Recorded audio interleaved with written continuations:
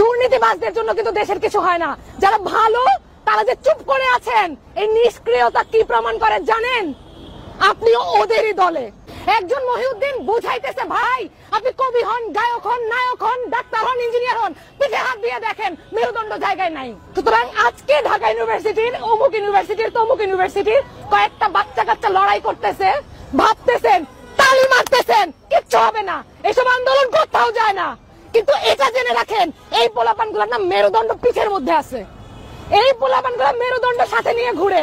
এবং একজন মহিউদ্দিন যে না, তার বুকের মধ্যে সাহস আছে, বিশ্বাস করে যে বাংলাদেশ কি যুদ্ধ করে আসছে, কেউ ভিক্ষা দেয় নাই। মেরুদণ্ড যদি আপনার জায়গায় থাকতো, আজকে আপনি ওখানে থাকতেন, নয়তো আপনি আজকে হচ্ছে প্রশ্ন তুলতেন আপনার জায়গায় থেকে। এসি রুমে বসে থাকেন, এসি গাড়িতে চড়েন, মনে হচ্ছে আপনার কি এই সমস্যাটা শুধু মহিউদ্দিনের? এই সমস্যাটা শুধু আমরা এখানে যারা দাঁড়ায় আছি তাদের, যারা হচ্ছে যে দিনের পর দিন পরিশ্রম করে মাঠে ঘাটে। আজকে আমি একটা মহিলা এসে দাঁড়ায় বারবার বলতেছে, আমি রনি ভাইয়ের সাথে কথা বলবো। কি নিয়ে কথা বলবে জানেন? ওনার ছেলের পরীক্ষা, টিকিট পাচ্ছে না, টিফিন বক্স নিয়ে হচ্ছে দাঁড়ায় আছে। কি বলবেন আপনারা? আজকে যেটা হয়েছে এটা কি প্রমাণ করে? প্রমাণ করে যে মহিউদ্দিন গলার কাটা হয়ে গেছে। ঢাকা ইউনিভার্সিটির যারা হচ্ছে ওখানে গেছে অন্যান্য ইউনিভার্সিটি, মানে আজকে যারা কথা বলতেছে তারা গলার কাটা হয়ে গেছে। এখন কাটা আপনারা কিভাবে নামাবেন? এটার উপযুক্ত যেটা 6 দফা দাবি আছে সেটা মানতে হবে, এবং সাথে আপনাদের এটারও জবাব দিতে হবে স্টুডেন্টদের গায়ে কেন ধাক্কাধাক্কি কেন হয়েছে। বলবেন যে মারামারি করি নাই, আঘাত দেখাইতে মাথা ফাটছে কিনা, মাথা ফাটাফাটি কি? আপনি ধাক্কা দিয়ে ফেলে দিচ্ছেন, একটা মেয়ে পড়ে যাচ্ছে, দুইজন।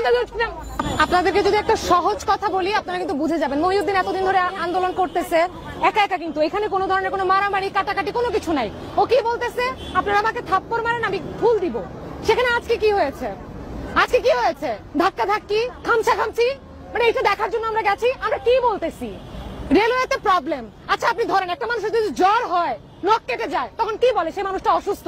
তার মানে হচ্ছে রেলওয়েতে প্রবলেম মানে কিন্তু গোটা বাংলাদেশ অসুস্থ, সব জায়গায় সমস্যা আছে।